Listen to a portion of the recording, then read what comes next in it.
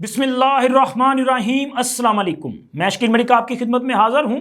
नए chief justice Yahya Khan Afridi साहब का आज पहला वर्किंग डे है और आज उन्होंने कमरा अदालत नंबर 1 में 30 मुकदमात निपटाए हैं। फिर उसके बाद फुल कोर्ट मीटिंग जारी है। इस वक्त जब ये वीडियो रिकॉर्ड की जा रही है फुल कोर्ट मीटिंग जारी है, जबकि दूसरी तरफ काजी फाइज ईसा साहब के जाते ही एक ऐसी दरख्वास्त सुप्रीम कोर्ट में दायर की गई है कि जिसकी वजह से कुछ हलकों में ये तशवीश पाई जा रही है कि क्या सुप्रीम कोर्ट में कोई साजिश होने जा रही है, क्या हुकूमत की तरफ से जो नई आइन साजी की गई है इसके ख़िलाफ़ कोई बड़ा कदम उठाने जा रही है सुप्रीम कोर्ट, या कि कोई ऐसा काम होने जा रहा है कि जिसकी वजह से मुल्क में एक बार फिर तनाव पैदा होगा अदारों के माबैन, यानी कि हुकूमत और अदलिया के माबैन कोई तनाव पैदा हो सकता है। और फिर इसके साथ साथ चूँकि नए चीफ जस्टिस की तरफ से सुप्रीम कोर्ट की जो सीनियरिटी लिस्ट को अपडेट किया गया है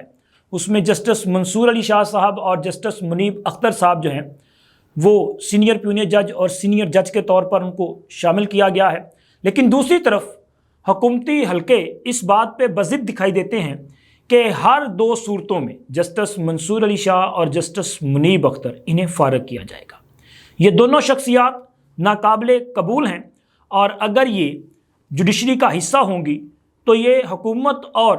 नए चीफ जस्टिस के लिए प्रॉब्लम्स क्रिएट करती रहेंगी। क्या हुकूमत का ये खदशा दुरुस्त है और क्या हुकूमत कोई नई आइनी तरामीम कर सकेगी?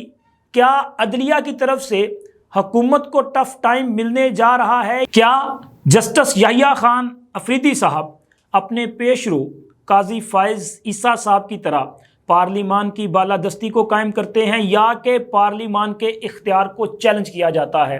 इन तमाम अमूर में आज की इस वीडियो में बात करेंगे। लेकिन सबसे पहले आप दोस्तों से दरख्वास्त है कि जिन दोस्तों ने अभी तक हमारे चैनल को सब्सक्राइब नहीं किया वो चैनल को सब्सक्राइब कर दें, वीडियो को लाइक करें और अपने फ्रेंड सर्कल में शेयर भी ज़रूर करें। तो चलें जी, अपने वीलॉग का आगाज़ करते हैं। आज पीर का दिन है और आज हमारे नए चीफ जस्टिस याहिया खान अफरीदी साहब का पहला वर्किंग डे है। इससे पहले जब उन्होंने हफ्ते वाले दिन चीफ जस्टिस का हलफ उठाया था, फिर उसके बाद उन्होंने ज़िम्मेदारियां संभाली तो इंतज़ामी लेवल पे कुछ फ़ैसले किए गए थे, जिनमें एक फ़ैसला तो ये था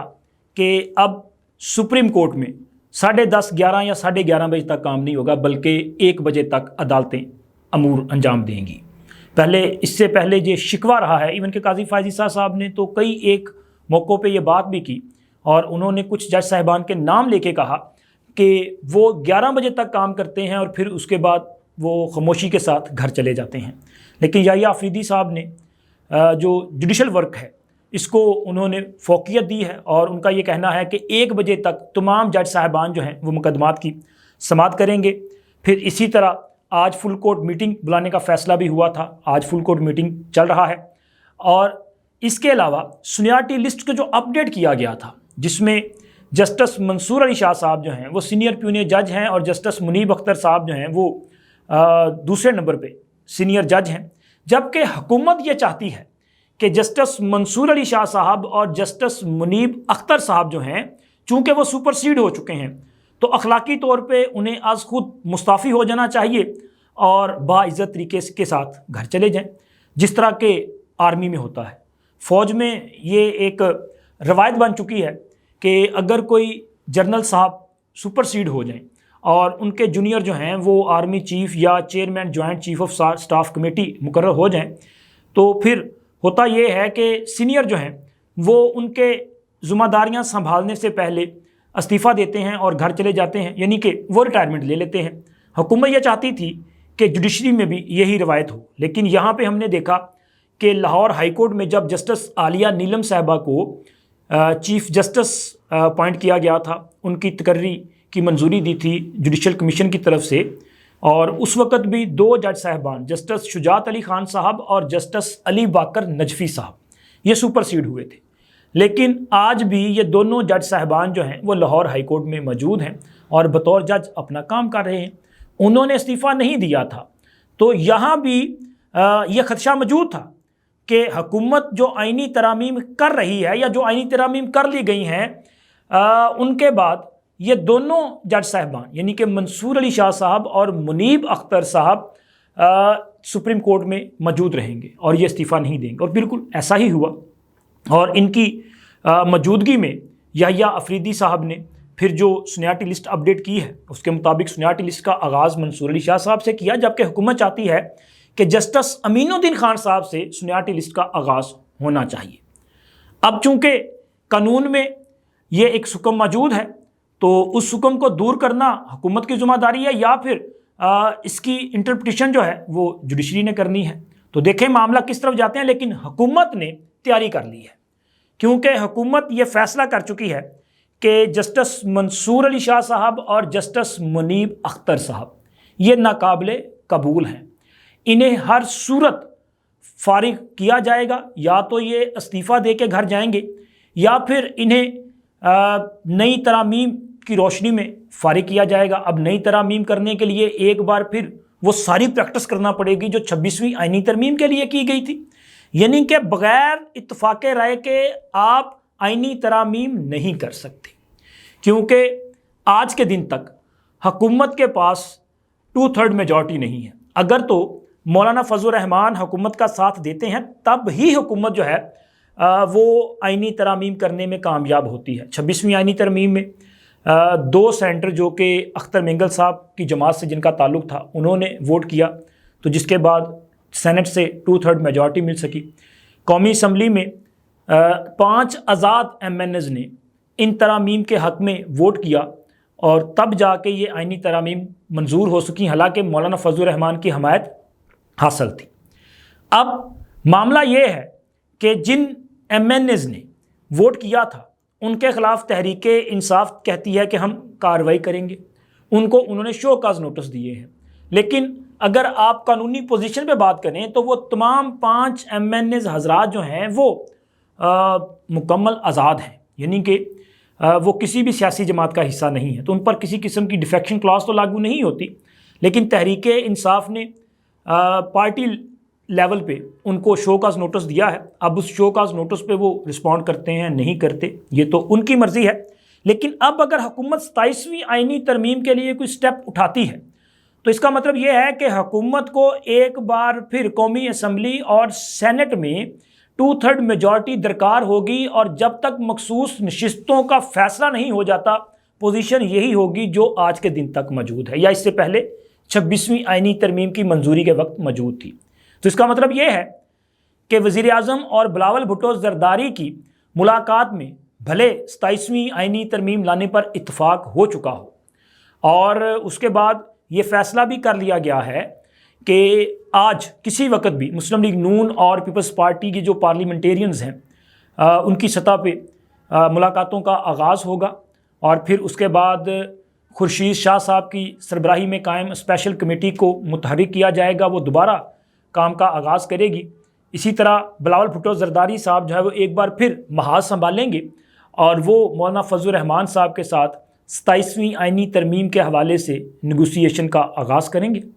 یعنی کہ حکومت نے اپنے طور پہ 27ویں آئینی ترمیم پر کام شروع کر دیا ہے۔ اس میں یوں تو جو باقی اتحادی ہیں ان کے مطالبات بھی شامل ہوں گے، جیسے کہ MKM کا مطالبہ تھا کہ آرٹیکل 140 میں آپ ترمیم کریں اور بلدیاتی اداروں کو با اختیار کریں، ان کے جو فنڈز ہیں وہ وفاق سے براہ راست بلدیاتی اداروں کو ملیں۔ اسی طرح ANP کا یہ مطالبہ تھا کہ آرٹیکل 1 میں ترمیم کر کے خیبر پختونخوا کا نام ایک بار پھر تبدیل کر دیا جائے اور خیبر کا لفظ ہٹا کر پختونخوا رکھا جائے۔ بلوچستان کی کچھ پارٹیوں کا اور بلوچستان کی جماعتوں کا یہ مطالبہ تھا کہ بلوچستان میں جو اسمبلی کی تعداد ہے، وہاں پہ جو سیٹس ہیں ان کو بڑھایا جائے، 65 ہے، ان کو کوئی 80 کے قریب وہ چاہتے ہیں کہ وہ اس کی تعداد بڑھا دی جائے۔ تو یہ تمام مطالبات بھی جو ہیں، یہ تمام چیزیں جو مجوزہ 27ویں آئینی ترمیم ہے اس کا حصہ ہوں گی، لیکن 26ویں آئینی ترمیم میں جو سکم رہ گئے ہیں ان کو بھی دور کیا جائے گا۔ ویسے تو ایک طریقہ یہ ہے کہ supreme court practice and procedure act جو ہے اس میں سادہ اکثریت کے ساتھ حکومت ترمیم کر دے اور اس میں کچھ چینج لے آئے، لیکن معاملہ یہ ہے کہ پہلے کی طرح یہ ایک بار پھر سپریم کورٹ میں چیلنج ہو سکتا ہے، اور آج کے دن تک آئینی بینچ بھی قائم نہیں کیے جا سکے، اور آئینی بینچوں کو لے کے معاملہ پھر سپریم کورٹ میں جو ہے وہ چیلنج کر دیا گیا ہے، کیونکہ 26ویں آئینی ترمیم کو منظوری سے پہلے ہی سپریم کورٹ میں چیلنج کیا گیا تھا، اور عابد زبیری صاحب سمیت 6 مختلف وکلاء صاحبان تھے جنہوں نے یہ درخواست دائر کی تھی۔ آپ کو یاد ہوگا کہ یہ درخواست جو ہے وہ میرا خیال ہے کہ 14 ستمبر یا 16 ستمبر، مطلب یہ 14 ستمبر کو جب پہلی بار حکومت کی طرف سے یہ اٹیمپٹ کیا گیا تھا نا کہ جی ہم آئینی ترامیم لانا چاہتے ہیں، تو اس وقت انہوں نے اسے چیلنج کیا تھا، اس پر آفس کی طرف سے اعتراض عائد کر دیا گیا تھا، اور بعد ازاں عابد زبیری صاحب نے اعتراضی درخواست چیف جسٹس قاضی فائز عیسیٰ صاحب کے سامنے پیش کی، اور وہاں پہ ان کے مطالبے پہ یہ فیصلہ کیا گیا کہ درخواست کو سماعت کے لیے مقرر کیا جائے گا، اور میرا خیال ہے کہ 18 اکتوبر کو قاضی فائز عیسیٰ صاحب کی سربراہی میں 3 رکنی بینچ نے اس پر جب سماعت کا آغاز کیا تو عابد زبیری صاحب اور ان کے ساتھ ساتھ 5 اور وکلاء تھے جو کہ درخواست گزار تھے، یعنی کہ 6 وکلاء کی یہ درخواست تھی، اور جیسے ہی سماعت کا آغاز ہوا تو حامد خان صاحب نے یہ درخواست واپس لینے کی استدعا کر دی تھی، اور واپس لینے کی بنیاد پر یہ درخواست جو ہے اس کو نپٹا دیا گیا تھا۔ اب یہی درخواست دوبارہ سپریم کورٹ میں دائر کر دی گئی ہے، لیکن اس بار اس میں کچھ چینج ہے۔ چینج یہ ہے کہ پہلے جو درخواست گزار تھے ان میں 6 وکلاء تھے، لیکن اب 4 وکلاء ہیں، یعنی کہ منیر کاکڑ صاحب اور شہاب سرکی صاحب وہ نئی درخواست کا حصہ نہیں ہیں، اور یہ جو نئی درخواست ہے یہ عابد زبیری صاحب، اشتیاق چودھری صاحب، طاہر سرفراز عباسی صاحب اور شفقت چوہان صاحب کی طرف سے دائر کی گئی ہے۔ اور اس درخواست میں ایک تو 26ویں آئینی ترمیم کو چیلنج کیا گیا ہے، اس درخواست میں 14 ستمبر کو جو آئینی ترامیم کے حوالے سے رابطے کیے جا رہے تھے ان کا ذکر تو موجود ہے، لیکن اس سے پہلے جو درخواست واپس لی گئی تھی اور سابق چیف جسٹس صاحب کی طرف سے 3 رکنی بینچ کی جانب سے وہ نپٹائی گئی تھی، اس کا کہیں ذکر موجود نہیں ہے، یعنی کہ یہ فراڈ کرنے کی کوشش کی جا رہی ہے۔ اور پھر اسی طرح اس درخواست میں یہ بھی کہا گیا ہے کہ جناب یہ جو آئین سازی کی گئی ہے یہ پارلیمان کی طرف سے بدنجتی پر مبنی اقدام ہے، اور وجہ کیا ہے؟ وہ کہتے ہیں جی ہاؤس نامکمل ہے، مخصوص نشستیں خالی ہیں، خیبر پختونخوا کی اسمبلی جو ہے وہ نامکمل ہے، سینٹ نامکمل ہے، سینٹ کا خیبر پختونخوا اسمبلی سے الیکشن نہیں کروایا گیا،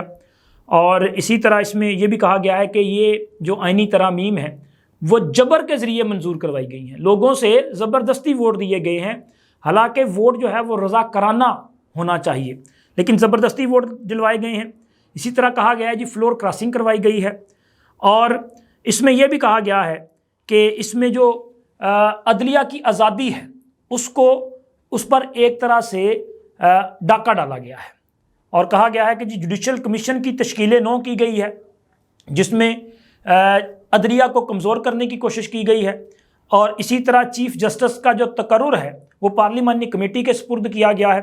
تو یہ ایک طرح سے آئین کے بنیادی ڈھانچے کے بھی خلاف ہے اور عدلیہ کی آزادی پر ایک سنگین حملہ ہے۔ یہ اس درخواست میں موقف اختیار کیا گیا ہے، اور یہ درخواست ایسے وقت میں دائر کی گئی ہے کہ جب قاضی فائز عیسیٰ صاحب کے جانے کے بعد یحییٰ افریدی صاحب جو ہیں انہوں نے پہلے دن کام کا آغاز کیا ہے، یعنی کہ پہلے دن ہی پھڈا شروع۔ اب سچویشن یہ ہے کہ نئی آئینی ترامیم کے بعد یہ درخواست اگر سماعت کے لیے مقرر ہونی ہے تو آئینی بینچ کے سامنے سماعت کے لیے مقرر ہونی ہے، لیکن آئینی بینچ تو موجود نہیں ہے، اور جوڈیشل کمیشن جس نے آئینی بینچ کے سربراہ کا تقرر کرنا ہے، جوڈیشل کمیشن بھی ابھی تک تشکیل نہیں دیا جا سکا، اور یہاں پر بھی ایک قانونی سکم ہے۔ اس کی وجہ یہ ہے کہ جوڈیشل کمیشن میں آئینی بینچ کا سربراہ جو ہے وہ بھی ممبر کے طور پہ شریک ہوگا، لیکن جب آئینی بینچ ہی نہیں، ممبر بھی موجود نہیں، تو پھر جوڈیشل کمیشن کیسے تشکیل پائے گا؟ یہ ایک بڑا جو ہے وہ قانونی سوال ہے، اس کا جواب آنا بھی باقی ہے۔ لیکن حکومت وہ اس بات پہ بضد دکھائی دیتی ہے کہ انہوں نے ہر صورت آئینی بینچوں کا قیام بھی کرنا ہے، انہوں نے ہر صورت 2 جج صاحبان کو